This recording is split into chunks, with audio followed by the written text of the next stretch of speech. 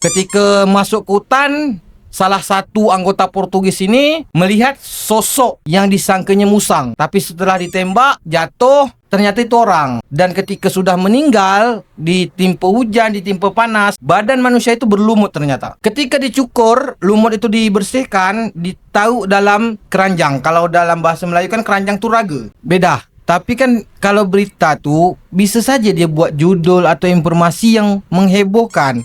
Tapi kan belum ada praktek-praktek teoritis yang mengatakan bahwa itu betul-betul kapal lancang kuning. Muhammad Al-Fatih disayang ibunya. Lupa lah aku lagunya. Aku cuma sampai situ aja.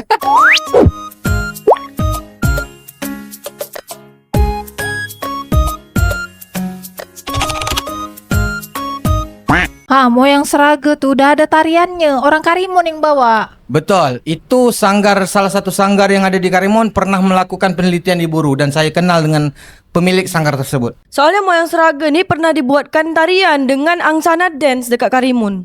Angsana Dance tuh pernah juga buat tarian Zapin Songkok Mereng. Kalau Zapin Kopi Tumpah siapa yang buat? Tak ada yang pernah buat kopi tumpah tuh beda. Jadi mika orang ni nak kawan bahas apa? Nak bahas masalah kopi tumpah ke, songkok mereng ke, atau Moyang Seraga? Moyang Seraga lah dulu. Kan tadi kau cakap Moyang Seraga tu ada sejarahnya. Zapin Songkok Mereng dulu lah. Moyang Seraga lah dulu kan ada sejarahnya nih dekat Buru. Dah. Kita bahas satu-satu. Nanti episod yang akan datang kawan bahas tentang kopi mereng. Sengkok mereng. Apa? Itu nanti baru. Dah. Nanti kita bahas satu-satu. Nanti kawan bahas tentang kopi mereng. Dan itu nanti kawan bahas songkok tumpah. Balik. Balik. Dah tak lucu. Cobalah cerita Moyang Seraga tu apa? Nah, jadi Moyang Seraga ni agak sedih sikit cerita dia. Moyang Seraga tu adalah manusia pertama yang ada di Pulau Buru. Beliau hidup di zaman Portugis menjajah Malaysia. Jadi waktu itu beliau datang ke Pulau Buru dengan istrinya dan menjadikan Buru itu sebagai tempat tinggal. Pada zaman itu belum ada nama Buru. Belum ada nama Malaysia juga. Belum ada nama Buru.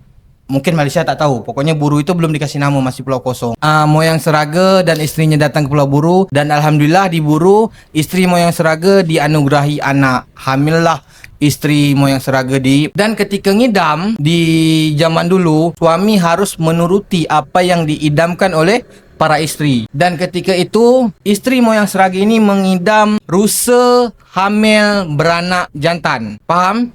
Lain betul ngidam dia. Sibuk je kau ni. Orang nak bercerita dulu. Cerita lagi. Nah, ketika itulah Moyang Seraga berusaha masuk ke hutan tak jumpa. Dan pada akhirnya umur Moyang Seraga tak lama dan meninggallah almarhum Moyang Seraga ini di atas pohon, salah satu pohon ketika mencari rusa hamil beranak jantan. Dan ketika meninggal itu tak ada yang jumpai karena memang beliau berdua yang ada di pulau itu. Dan akhirnya pada zaman itu kan masih tadi kawan sebutkan bahwa itu hidup di zaman penjajahan Portugis ke Belanda. Orang-orang Portugis ini pergilah mencari makanan atau mencari asupan-asupan makanan yang ada di Pulau Buru itu dengan kapal-kapalnya yang ada. Ketika masuk ke hutan, salah satu anggota Portugis ini melihat sosok yang disangkanya musang. Tapi setelah ditembak, jatuh, ternyata itu orang. Dan ketika sudah meninggal, ditimpa hujan, ditimpa panas, badan manusia itu berlumut ternyata. Habis berlumut itu, lumut itulah yang dibersihkan. Dimasuk ke dalam. Kenapa disebut Moyang Seraga? Di sinilah plot twistnya. Ketika dicukur, lumut itu dibersihkan, ditaruh dalam keranjang. Kalau dalam bahasa Melayu kan keranjang tu raga. Ternyata lumut itu penuh satu raga, makanya disebut dengan Moyang Seraga. Yang sedihnya lagi adalah tidak ada satu pun manusia yang tahu apa nasib istri Moyang Seraga di waktu itu. Karena memang beliau hidup berdua dan tidak ada orang yang akan membantu masalah proses kelahiran dan bla bla bla bla segala macam. Dan kenapa disebut Moyang? Karena memang beliaulah orang yang pertama. Setelah Moyang Seraga, barulah lahir zaman Si Badang. Berarti makam Moyang Seraga ni ada dekat Pulau Buru juga atau macam mana? Makam Moyang Seraga ada di Kecamatan Buru. Dan jarak dari makam Moyang Seraga ke makam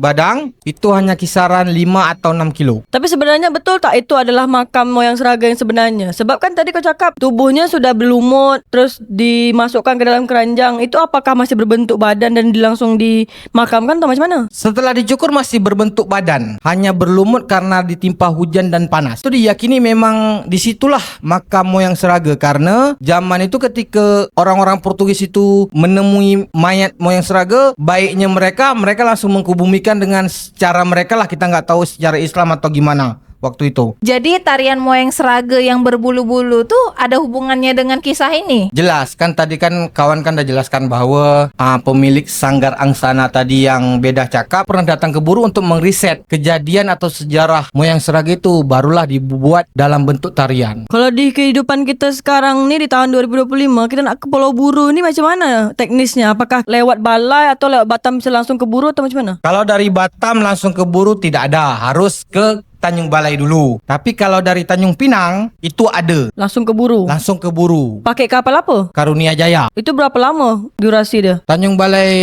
Pinang ke Buru itu durasinya 3 jam sampai 3,5 jam. Oh, dekat lah. Tapi sekarang Zapin Songkok Mereng tuh sejarahnya macam mana tuh? Tuh apakah ada kaitannya dengan kisah si Badang tadi? Kawan tadi cerita masalah moyang Seraga, kenapa balik lagi si Badang? Kan si Badang dah selesai. Aku tadi dengarnya cerita si Badang.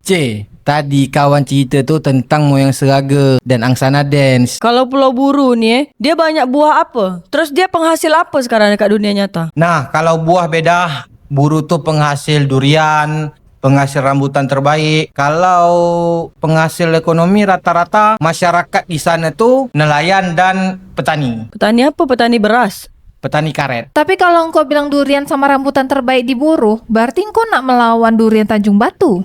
Kan Tanjung Batu dengan Buru tu dekat, jadi tanaman tu tak jauh beda. Kalau Buru di atas sikit, kalau Tanjung Batu di bawah sikit, sama je. Oh, berarti Pulau Buru dengan Tanjung Batu tuh dekat. Berapa menit jarak dia? 45 menit aja, Alai dengan Pulau Buru tu berapa jauh? Dekat atau jauh? Beda. Alai dengan Tanjung Batu itu hanya berjarak 5 menit nyeberang laut. Buru ke Tanjung Batu itu 45 menit. Berarti Buru dengan Alai itu tak jauh. 50 menit.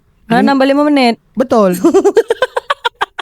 Ada nama tempat Alai. Alai itu yang alai, anak layangan. Nongkrong pinggir jalan Dah. sama teman-teman. Itu Alai pakai Y, ini Alai pakai I. Oh, ada I dan Y gitu ya. Titik-titik isi sendiri. Kalau sejarah batu belah batu bertangkup tuh dekat Pulau Buru juga tak? Woi, beda. Batu belah batu tangkup tuh ada dekat kaki Gunung Bintan. Tapi ada juga yang bilang dekat Selat Singapura. Selat Singapura tuh laut, kapal tanker yang ada. Tahu kawan nih, batu belah batu bertangkup tu tak ada dekat Buru. Dan itu filem Malaysia. Betul, kalau bawang putih bawang merah kenapa ada dekat Indonesia tapi ada juga dekat Malaysia? Oh, berarti dia dah franchise. Kau kira KFC?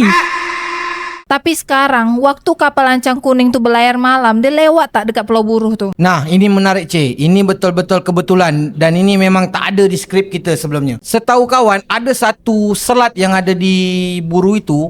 Memang ada beberapa tokoh masyarakat dulu-dulu mengatakan bahawa salah satu selat yang pernah dilewati oleh Lancang Kuning. Selat apalah nama dia? Nama dia Selat Parit 9. Parit 9 ni macam mana? Parit dia ada 9 atau 9 meter atau macam mana? Nah, Parit 9 itu, parit dia ada 9 alur air. Nah, jadi itu kan dari darat itu hanya satu jalur. Tapi ketika hendak sampai ke pinggir pantai itu terpecah menjadi 9 parit lainnya.